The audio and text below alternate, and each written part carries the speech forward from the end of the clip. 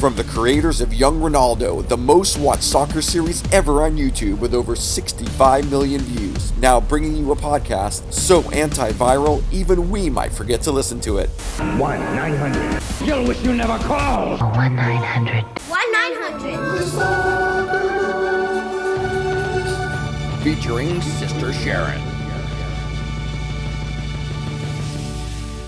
Hey, what did you think about the first episode? Well, that's a hard question because I was forced to edit this thing and it was borderline torture. So I almost don't want to even do this one. You know what I found so interesting? Because you just put it out there into the podcast universe, and then you just kind of wait and see what kind of response you get. Yeah. And I looked at all the analytics from the different platforms that we put it on, and if you add all of the total listeners, across all the platforms, nobody listened. That's not surprising. I mean, nobody. I couldn't. Not even one. We even sent it to mom and dad. Yeah, I know. I know they didn't listen. No, they didn't. I think we have to keep going and see how long before somebody listens. Mm-hmm. I didn't even know it was up on any platforms. To be fair. Oh really? Oh yeah. No, yeah. It's everywhere. So it's streaming worldwide. Is that what you're saying? Yes, it's everywhere. You can't get on a platform, search 900 Soccer Bros, and not find us. And yet, no listener. Not one listener. So I couldn't bring myself to even listen to it. You're lucky. I had to listen to it about 100 times. Yeah, but we didn't get credit for it. All right. Well, let's try again. Maybe. Yeah, maybe it was the subject matter. I think it's us. All right. Probably Sharon. Well, she's not on this just yet. No. I'm thinking of letting her go. Thoughts? Yeah. No. Probably smart. I mean, at this point, nobody would know anyway. I'll have to cut her out of the intro, though. I spent a lot of time on. Yeah. Okay. We could put like a red X on her on the image. Okay. All right. Let's do that. What should we do for episode 2? I've got a suggestion because it actually always comes up in my line of work, as you know. Should we tackle the car ride home? Yeah. Sure. Okay. This is for sure low-hanging fruit, but it's never really done that well. You're always better at setting this up than I am. When I say the car ride home, how would you describe this? What's the problem with the car ride home? Yeah, I like the prompt. What's the problem? All right, the problem is that the parent usually has a bunch of pent-up commentary, thoughts on how a particular game went and wants to share that feedback with their child, and usually the child has zero interest in receiving any particular feedback. We're not just talking about games too, because in my world, right, this is training and games. Oh, fair enough. Yeah, I guess if the parent is watching the trainings, this is any situation, I think, where the parent has witnessed the child participating either in a training or a game and wants to provide feedback. I mean, in fairness, parents are sometimes doing this on the sideline, which is maybe another thing to talk about. But let's just focus on the infamous car ride home. So the child usually has been driven to the training or the game by the parent. The child gets in the car. The parent usually is not always, but mostly disciplined enough to not start in on the kid before they get in the car. But sometimes they do that. But regardless, this is a sacrosanct space of time where the parent has a very difficult time not providing feedback to the child. Would you agree? We should probably role play again. Set it up. All right, so the scenario is it's the car ride home, and we have a 15-minute drive, maybe 20 minutes, and I don't think we don't even have to say whether the kid played well or didn't play well. I don't think it's not even important. This could be any scenario, but let's assume that the parent is dissatisfied for whatever reason. Yep. Right. Are you the parent or the kid? I guess I'll be the kid. Oh, interesting. Okay. You're feeling kid-like. Yeah. Okay. Yep. Okay. Maybe this time, we allow each other to switch roles. Okay. I'll start out as a kid. Okay, great. Instead of ring ring like we did the first time, ding ding, let's just do the two doors shut-in. I'll find a sound effect for that. All right, I love that. All right. All right, here we go. 4! Sorry. What was that? Sorry. I typed in 4, like a golf 4, instead of the car door. Okay, all right, here we go. No, that's shore. Yep, that was shore, not door. God. It was like Dr. Seuss.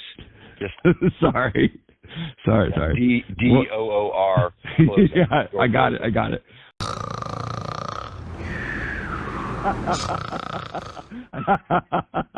This is the stupidest thing to be wasting time on. Right? Of all the things that we're making people waste. I think it's hilarious. To Snore. Stupid sound effects as a delay for getting into the real meat of the podcast. All right, here we go. Here comes the car door. Hey, pal, get your seatbelt on, okay? Mm-hmm. I didn't hear you. What did you say? It's in. Okay, listen, when I ask you to put your seatbelt on, I want you to look at me in the eye, in the mirror, and I want you to say, yes, I have the seatbelt on. You understand? Yeah, sorry. All right. Do you have your seatbelt on, son? Yes, sir. That's much better. How come you weren't able to listen to what your coach was saying, like you just listened to me? I don't want to talk about it. Well, I know you don't want to talk about it, but when are we going to talk about it? You never want to talk about it. I definitely don't want to talk about it now. I'm tired. I don't know why you're tired. You barely did anything. You know what? I'm not listening to this. All right. Well, I could be doing a lot of other things. It's a Saturday. I could be out. I hear this every single time. I hear the same. I know you hear thing. this. I know you hear this. But week in and week out, I take you to the game. I watch. You do not almost listening. nothing. Not listening. You don't listen to your coach. Not listening. All right, fine. Listen, you don't want to talk. All right, listen, you don't want to talk. Then we don't talk. That's fine. That's fine. You go home, play video games. This is what it sounds like. Dude, I'm gonna pull over if you can't be respectful. Mm-hmm. All right, fine. I won't say anything. But if I was gonna say something, I would say I don't understand why you don't give any kind of effort. All the other kids seem to be at least pushing themselves a little bit. I don't think you broke a sweat. Mm-hmm. Did you sweat at all? Just answer that question. Did you sweat? How about you trying at all? Did you just answer the question? Did you sweat? Is there any perspiration at all? Maybe if you don't go watch a drop? Is there a drop? You're not letting me answer. All right, answer. I've told you every weekend that I don't want you to watch me play, but you still come out and watch me play. I'm not going to pay $6,000 a year, okay? I'm not going to schlep you to the field. Here we go again. The money. Here's the money thing again. And like then clockwork. You tell me I can't watch you. Like play. clockwork. The money. $6,000. Hey, if I'm not out there, who's holding you accountable? Can we just go to In-N-Out, please? No, are you kidding me? I'm starving. First of all, I don't know. Your eating is crap. I think you're heavy. There, I said it. Okay? I'm calling Mom. No, you're not calling Mom. Give me the phone. Hand me the phone. Hand me the phone. Dad, the phone's watch. gone. The phone's Dad, gone. you're going to get in an accident. Stop. The phone is gone. Give me the phone. Give me the phone. No, it's my phone. It's not your phone. Yes, it is. It's not my phone. No, it's not your phone. It's not your room. It's not your video games. You are mine. When you're 18, you can decide what to do. Okay, but not now. Put the phone up here. Put the phone up here, or I'll take it away when we get home. Fine. Here's the phone. If you don't, I'm going to count to 3. If you don't, I just gave you the phone. Okay. All right. I've got the phone now. Okay. All right. You don't want to talk. We don't have to talk. Okay. But the phone is gone. I'm not going to say anything else. Let's just go home. We'll just go home. Yeah. Well, maybe I'll tell Mom about your mistress. Question. Just answer one. You want me to tell Mom about your mistress? What are you talking about? You know what I'm talking about. What do you? How would that be for you? Want me to share the photos with her?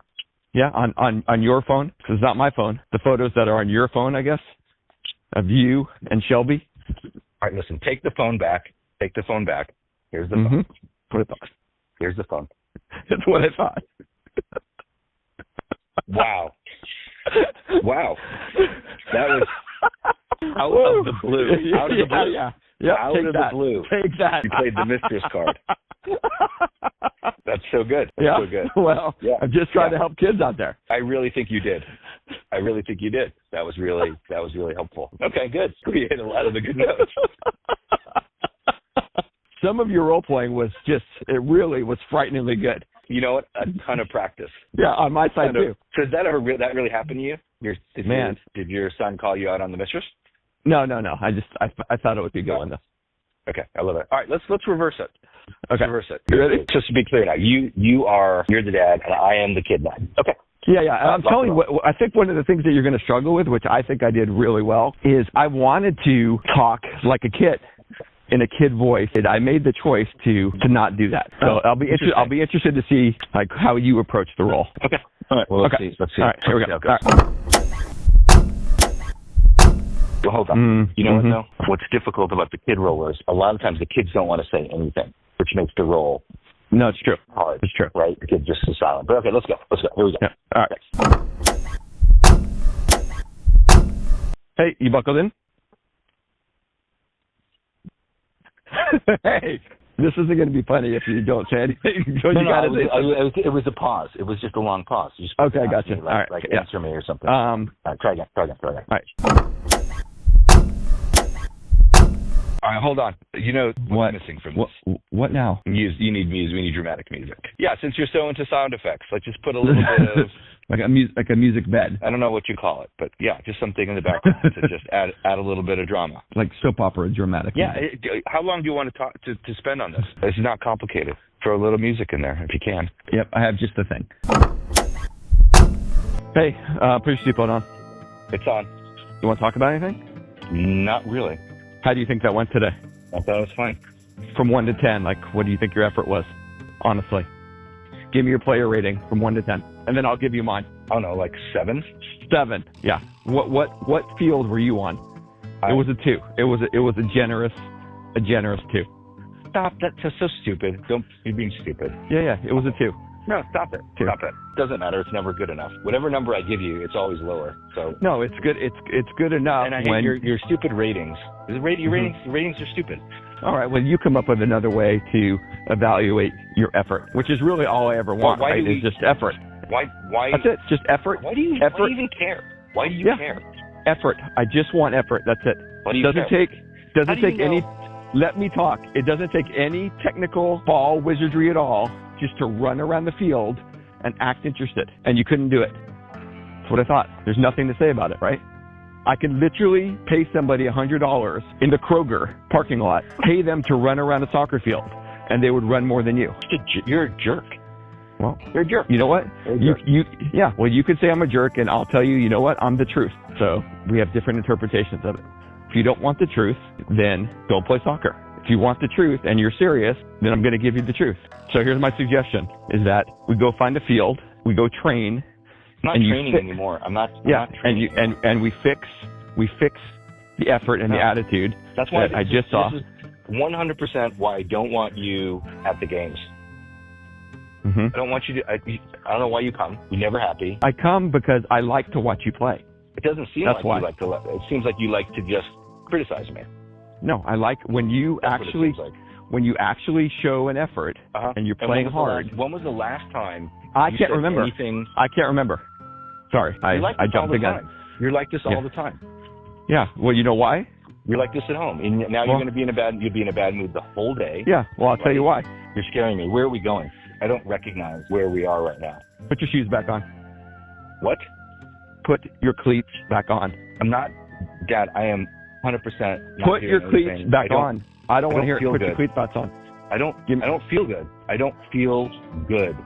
I don't feel good either. Yeah. Watching you play turned my stomach. Okay? So we're going to fix it, and we're not going to end the day on a bad note. And you're going to train, and you're going to run, and then when you're done, we're going to get some lunch, and we're both going to feel better. I'm not doing it.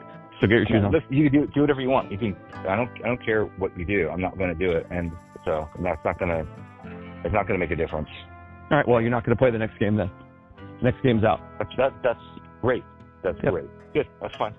Yeah, and video games are gone too for a week. You don't want to train? Video games are gone. First of all, you can't do that. You can't do that. Mom gave me. Watch me. Mom gave me the video. I'm just going to talk to Mom. Do it. I will. Yeah, she's on my side. Trust me. No, she's not on your side. You know Mom doesn't love you, right? What did you say? You heard me. It sounded like you said Mom doesn't love me. I'm not getting out of the car. So, well, then you'll suffer the consequences then. All right, I'll give you 10 seconds. If you don't get out in 10 seconds, all right. If you don't get out in 10 seconds, then we're going to drive home. You're going to hand me your phone. You're going to hand me the controllers, and you're going to go hang out in your room and stare at the ceiling the rest of the day. Okay? 10, 9, 8, all right. 7. Okay. 6. Stop it. 5. And you're gonna make 4. I'm out. Okay. All right. It's training. I'm not gonna do anything. I'm not gonna do anything. Come on. This will be fun. Promise. This is what pros do, right? If you want to be a pro, this is what we do, right? We fix the mistakes. We never end the day on a bad note, and let's work on some of the things. You're a psycho. All right, well, that was a good one. Okay, that was good. All right, now, this could be a cliffhanger whether or not the kid ends up training or not. So we can leave it at that. Right. I got to tell you, there were moments of that role play I found really uncomfortable. Yeah, totally. Right? Yeah. Really very real. uncomfortable. Very real. Very real. All right, you want to do one more? Let's do one that never happens. All right. All right. Are you the dad or the player? I'll be the dad. Okay, let's do it. Okay, ready? Hey, you got your seatbelt on? Yeah. Hey, I just want to say, I think you did a really good job today. Really? Yeah. You want to grab some lunch? Yeah. Okay. Yeah, that's it. That's it? Yeah. Has that ever happened? Wow. I love that one. That felt good. Yeah, felt great. I'm going to try that. All right. I think that's pretty good. Now what? It's like we need to offer some help, right? Some guidance. Yep. All right, let's just go back and forth. I'll go first. Are we doing lightning round? Yeah, we'll do lightning round. I'll go first. Okay. Number one. Suggestion number one, don't talk to your kids after the game about the game or about the training, unless, even if you have something positive to say, but I do think you can give some positive feedback, but I think you should always try to say something positive if you can. Are you suggesting like not talking at all, even if it's a good match? Here's the thing. I'm really trying to be thoughtful about this. The problem is if you are positive, effusive when your child plays well, which is often the case, right? Because whether we like it or not, like when our kids play well and we're proud of them, it just fills us up. And we're like, even if we're trying to be calm, it's very hard for us to contain that. And so we'll be more outgoing and we'll say nice things to our kid, which is in general, like, fine. Here's the problem. The problem is that when they don't do well or we don't think they do well, then we're either inclined to do the opposite and be critical, or we don't say anything. And then the kids know. Like, we're sending a message anyway, and I don't really like that, the delta between those things. So I'd rather there be a consistent, vibe afterward, which is, you engage them, you're generally positive, you talk to them, but you're not really offering much feedback. And I think what you're going to find is that kids, by and large, will ask for the feedback. And that creates an entirely different dynamic. They might say, hey, how do you think it went, and whatever. And then I guess we can talk a little bit about what you should say if you get asked to say something. But generally speaking, leave your commentary about the game for a reasonable period of time, a day or 2 days. A day or 2 days? Wow. Okay. Yeah, that's longer than I expect you to say. And I'm with you on this. I think kind of to backtrack on your suggestion, just to rewind a little bit, is that I would probably set up an agreement beforehand. So there's an understanding that there will not be any discussion of the game, good or bad, when we're in the car. We could talk about anything else. So that way the parent and player both know the expectations prior to getting in the car. Yep. Yeah. Okay. I like that. Then an obvious one is just don't go watch him play or her play. Yeah. Right. I mean, I think in extreme cases, that actually is reasonable advice. Is if you can't control your emotions, you're probably better off not being around, which sounds very harsh, but I think that's probably the better choice. Here's a piece of advice.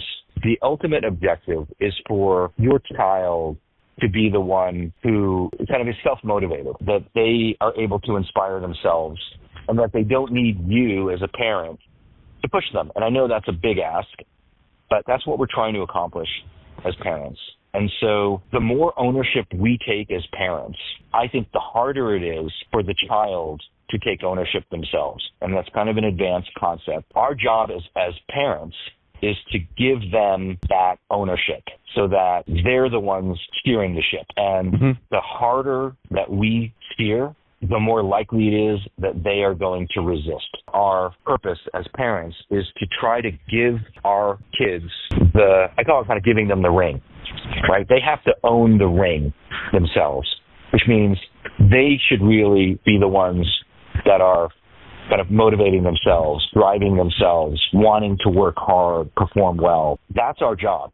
The more that we push and prod and cajole and criticize and demand and sometimes even coach, the more reluctant oftentimes kids are. Obviously, every kid is different. But okay, this is great, but bring this back into the car. Get me back into the car with this. My job as a parent is to be a support for my child. And as cheesy as it sounds, my job is to provide a kind of unconditional love and support and a backstop for them. And that's what I should be focused on. All right.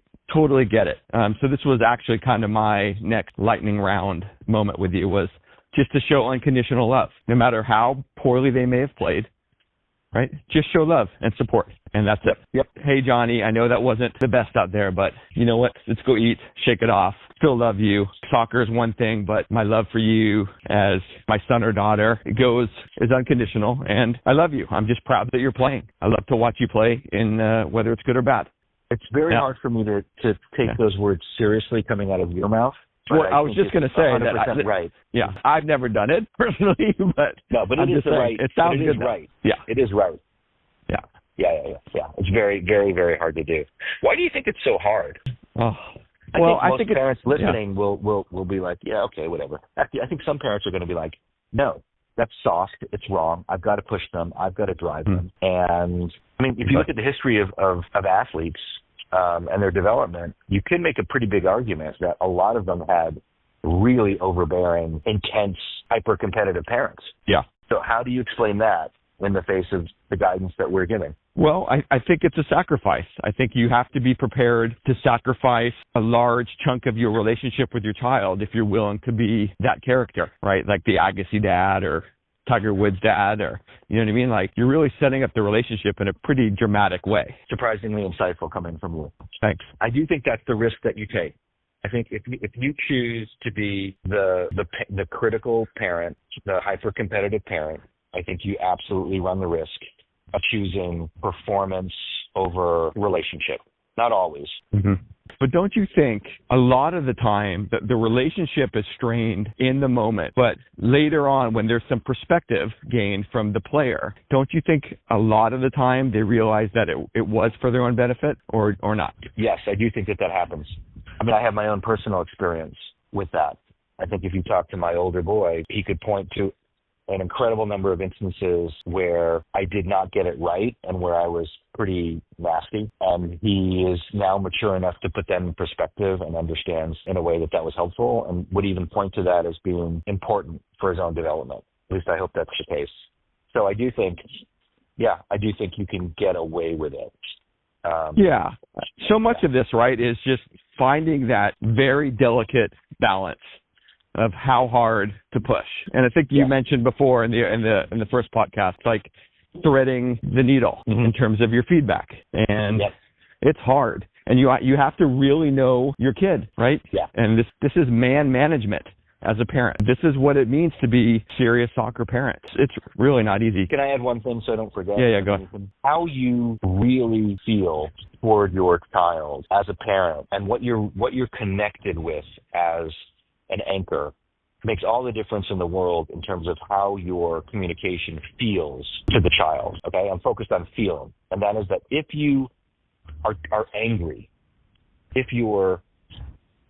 there's a spirit of dissatisfaction, of disapproval, of shame, humiliation, like if that is what the predominant feeling is, it will come across in your communication no matter how positive you try to be. And so you have to, as a parent, anchor yourself to love and to real caring. And if the base and the platform is a true desire to help and love and care and nurture, even criticism will have the right feeling to it. But I think all too often we lose that, and our own insecurities and our own competitiveness, our own drive, our own needs rule us. And the feeling that is conveyed when we communicate with the child or the kid is really destabilizing.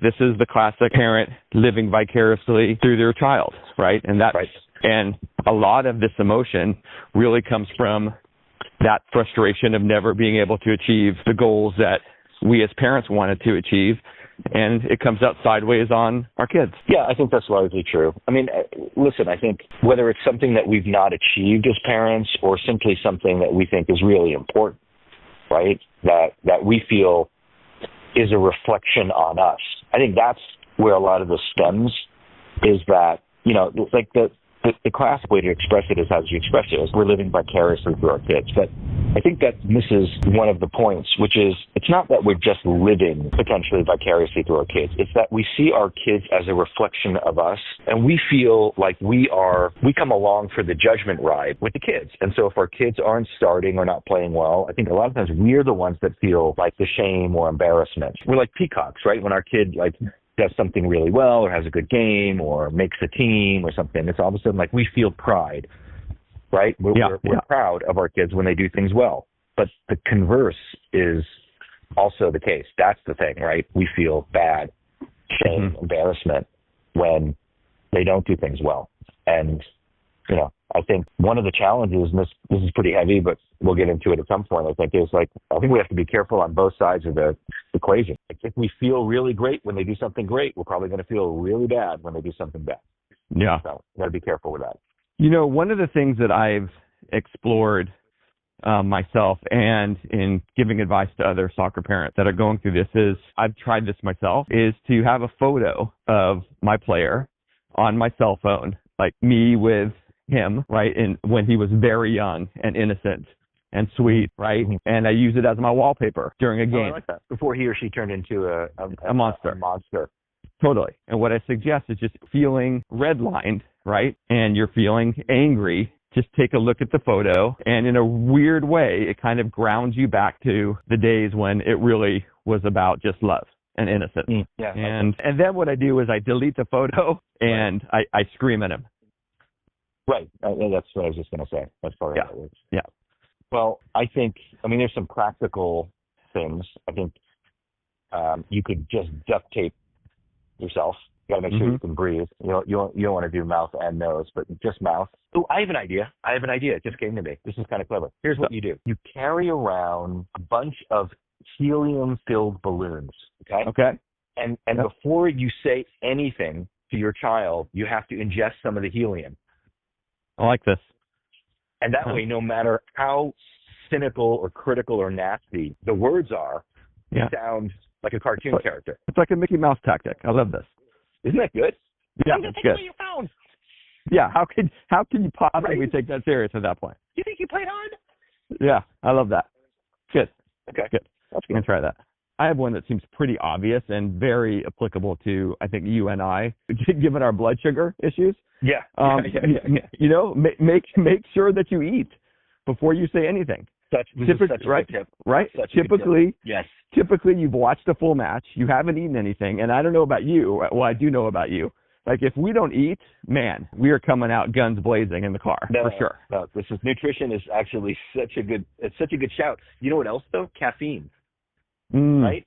Sometimes these games are in the morning. You slam a big cup of coffee, and you're wired. And frankly, we don't even think about it, but you do not want to watch your child play on an empty stomach and a big cup of coffee, and you're just revved up. There is very little control coming. So you know what else? I wear one of those. I wear a hockey mask when I give feedback. Like a Jason mask or what? Yes. It's can you imagine? I am absolutely I am high out of my mind. I've got a Jason mask on. Okay. And he doesn't know until you turn around, right? No, right. And he doesn't know until I turn around, but I drive my kid into the woods. And that's where I give feedback. I like this. That's the best of the bunch. Yeah, that's good. Yeah. Okay, that's a good one. Oh yeah, man, I get this. This is the Jason mask for sure belongs in the Hot Pocket bunch, right? That's in the bucket of that's for the Hot Pockets. Yeah. Every episode should have a Hot Pocket moment. Yeah, I think that's good. I had the following idea. I think you can outsource the feedback. Yep. You know what I mean? That's good. For example, you and I have done this. It's a lot better when you're the one that gives feedback to my kids and vice versa. Right. And I think you can also do it by, listen, you can hire people, you can hire an outside coach or a sports psychologist, somebody that is more neutral and who's a professional at giving feedback.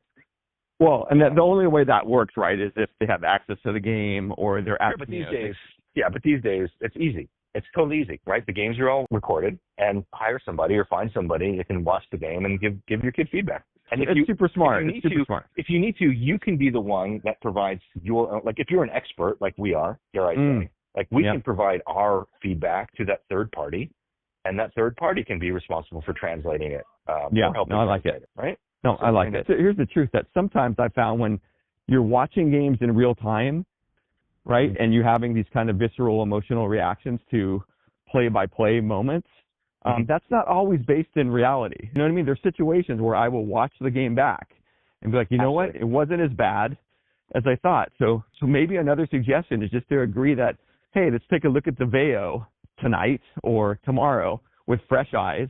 Then we can collectively agree upon the feedback together. No, it's good. I think that's a good suggestion. Oh, here's one. This is stupidly obvious, but you could also just be a balanced feedback giver. So you have to imagine. What do you mean? Well, what I mean is that you have to imagine that it is possible to be like a loving parent with the ability to give some level of critical feedback. You know, like I do think that that's possible. Where isn't that the goal? Yeah, I think it is the goal. But we haven't talked about it that way.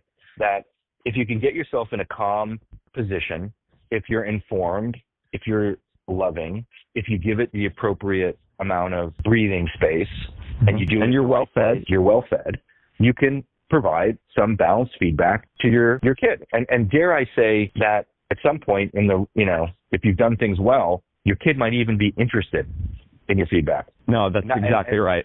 Right. And exactly.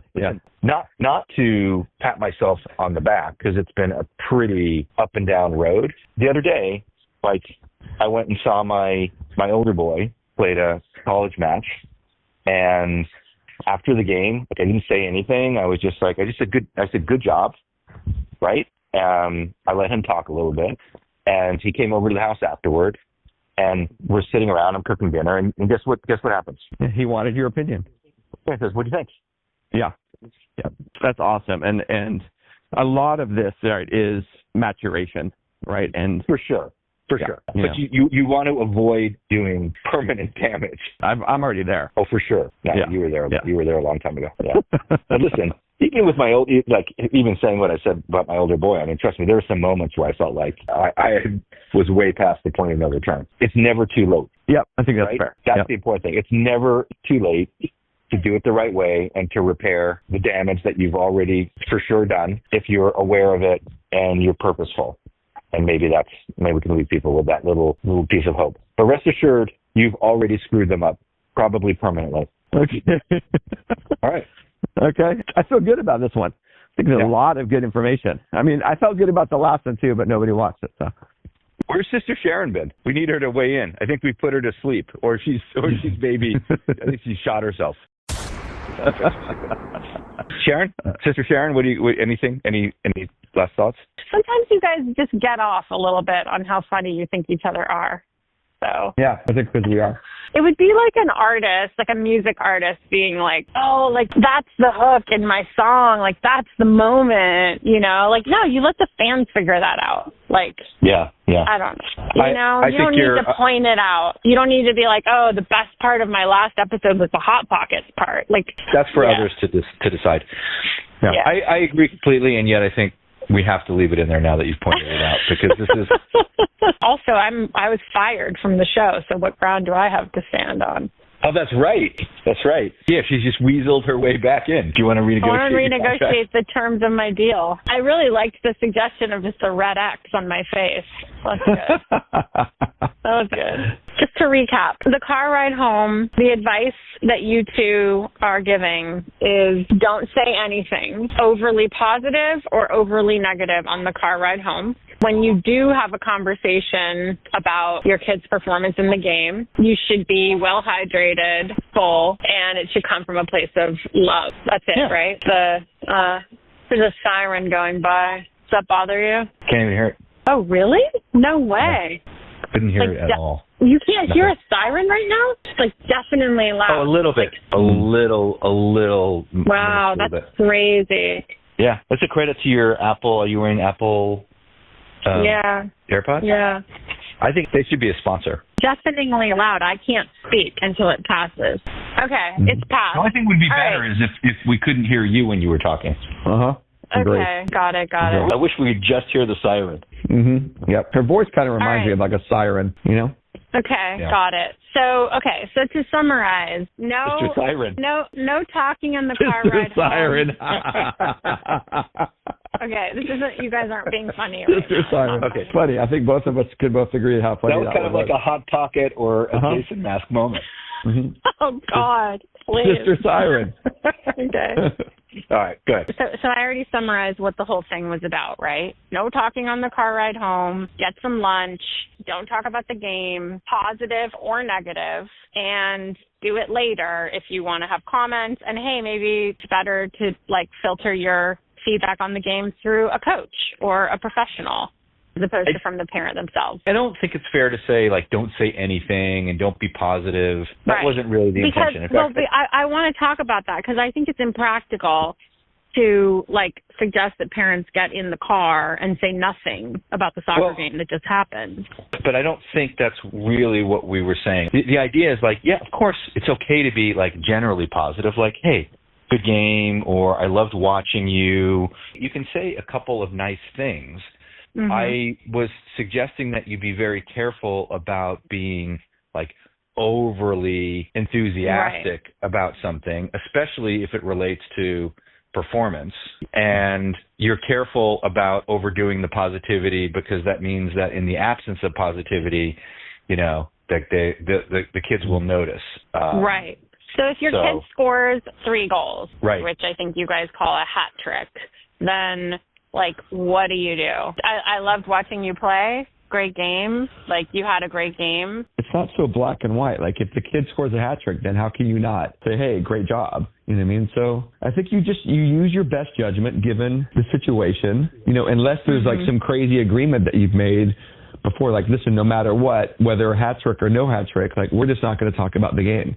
And we're going to talk about, we can talk about other things. I think that can create a pretty bizarre interaction. And I don't think it's particularly fun for the player. I mean, there's nothing better for the player to get into the car and feel like he's done well. You want to be careful about what you reinforce. One of the things that Jared and I talk a lot about is what do athletes have control over and what do they not have control over? Mm-hmm. And the importance of trying to reinforce things like process and things that are more kind of in the controllable sphere, like your effort, like your attitude. Those are the things that I really push on coaches and parents and athletes to focus on, because that's what you have the most control over.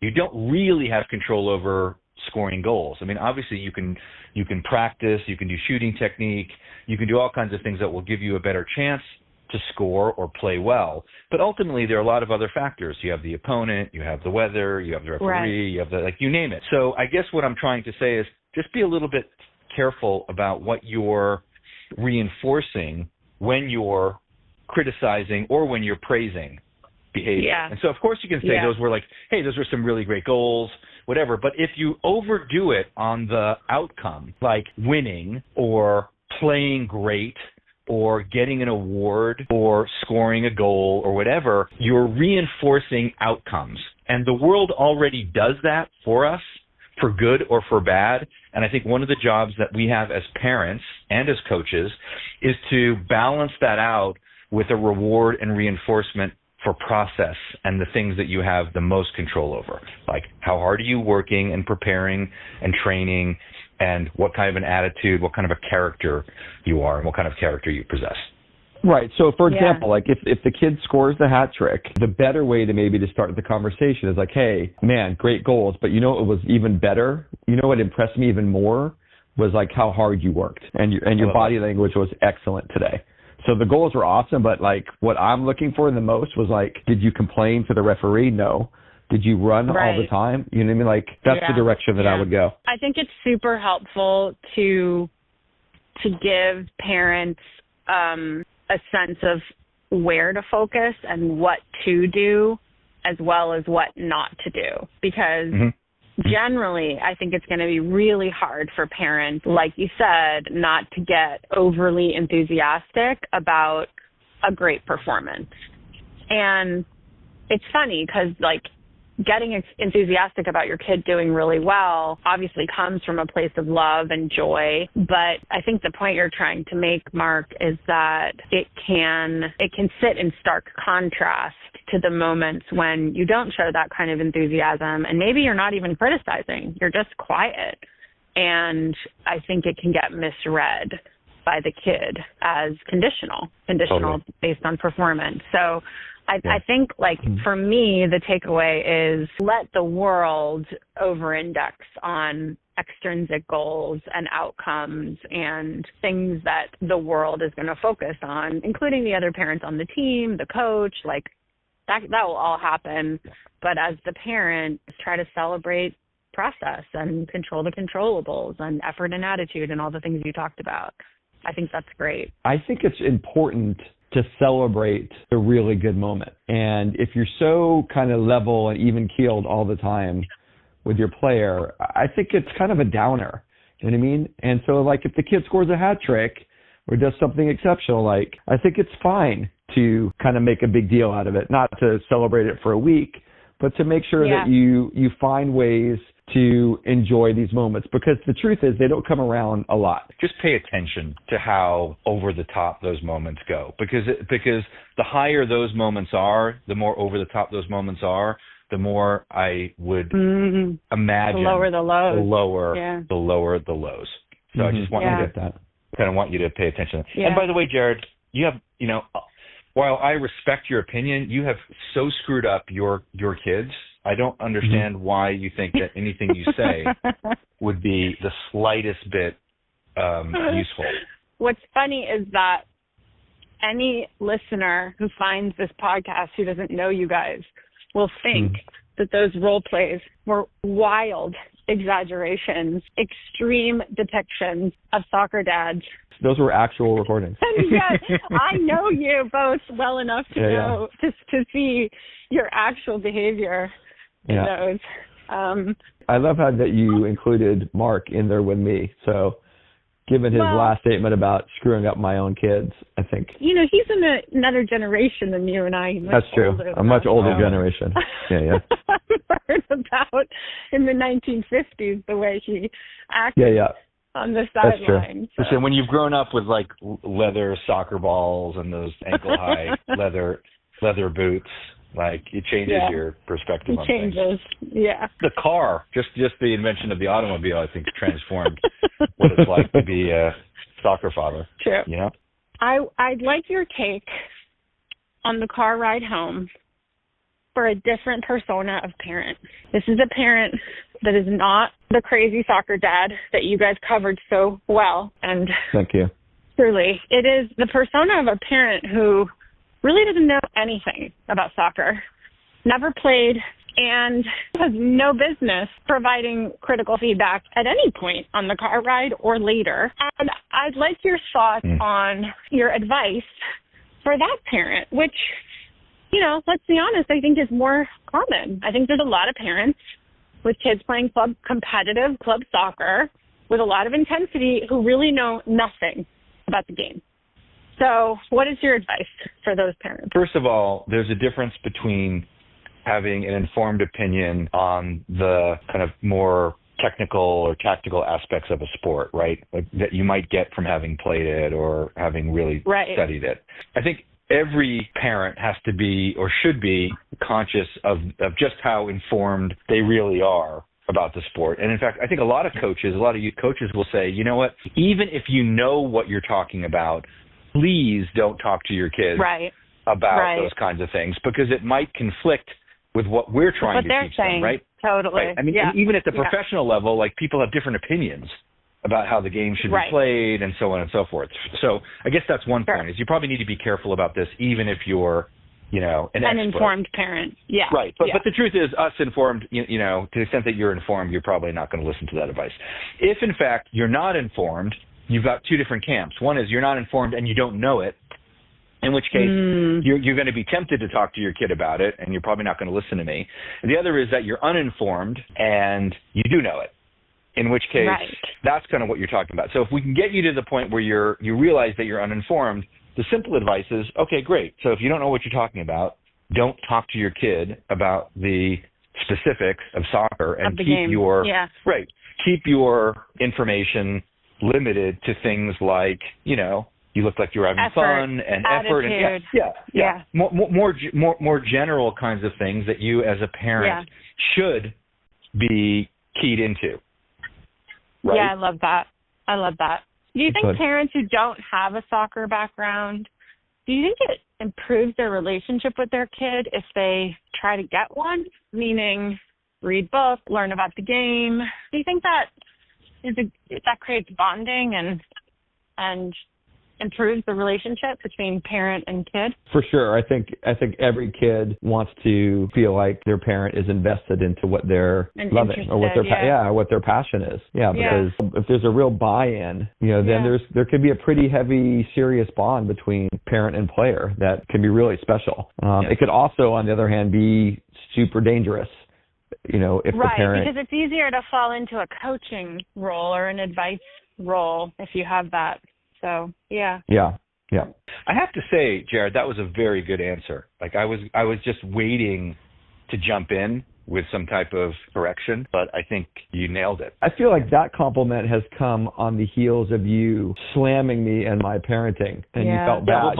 You felt this. It was kind of a guilty thing. It was a guilty response. It was like a makeup. It was like a makeup. It was a makeup call. It was a total makeup call. It was a soft penalty. Sister Sharon, nobody asked you if you had any experience with the car ride home with your kids. Yeah. Good question. My car ride home is generally very little talk about the game. I love to celebrate, like you said, Jared. We have a tradition of one ice cream scoop per goal. Oh, my God. Which is quite fun. This is exactly what we're talking about. Yep. That's classic. Sometimes my younger likes to exchange the one scoop for a donut. Anyway, I love that though. Sure, celebrate the moments. Like, you know. How much your kids get for grades? They don't have grades. They go to a school with no grades. But they do go to school. Unlike Jared's kids. There we go again. Bashing these. Let's just bash Jared's kids. This is a good podcast for me. Kids don't, no. Jared's kids don't get grades either. Fine.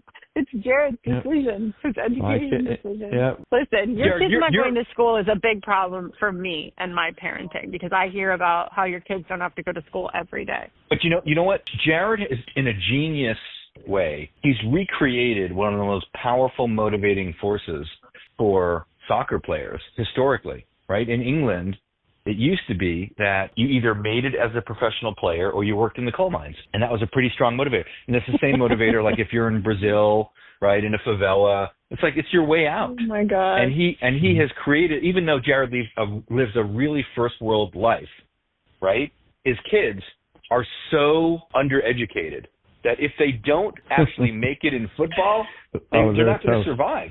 No, they're tough. They're done. So it's actually part of the strategy. It's all part of the strategy. Yep. Part of the strategy. It's all or nothing. I just want to say I think that Jared's kids are really charming and bright, and they're going to be able to do whatever they want to do in life. They will. So. They will. I appreciate that. I think. That's another soft penalty. Soft penalty again. Soft penalty. All right. Good job, everybody. We'll see you next time. Oh, we got to do our sign off. Oh, yeah, let's do the sign-off. I don't think I signed off on the sign-off. No, you need to weigh in on a couple of sign-offs. What do you got? I like to wish everybody peace when I leave. I like to say peace. All right, you can have your own. So you say peace. Okay. All right. Okay. Jared, what's yours? I'm feeling like Later Gator is feeling like a good one for me today. Okay. Not Later Skater? Later Gator? Oh, yeah, actually, I'll change it. Later Skater. Later Skater. Mine is going to be tried and true.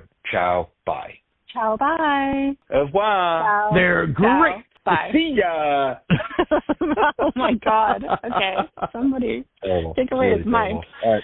Bye. Bye. 1-900. Featuring Sister Sharon.